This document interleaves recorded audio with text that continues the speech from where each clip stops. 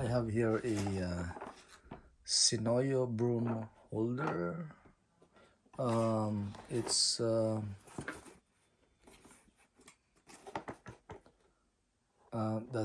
that's what it would look like if you mount it. And so let's open this up, see what's inside. So I already opened this, so I cheated. I'm sorry. So it comes with the anchors and the screw, 6 of them. So if you look at what it actually looks like, it's this is it.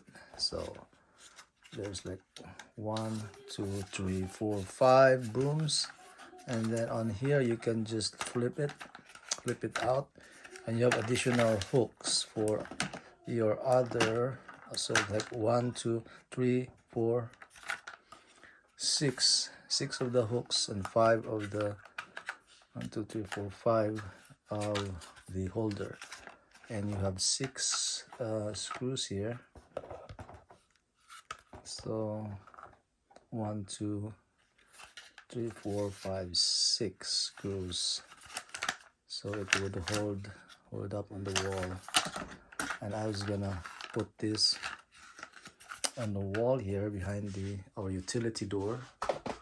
So I'll put it up there, so it would look like this, something like that.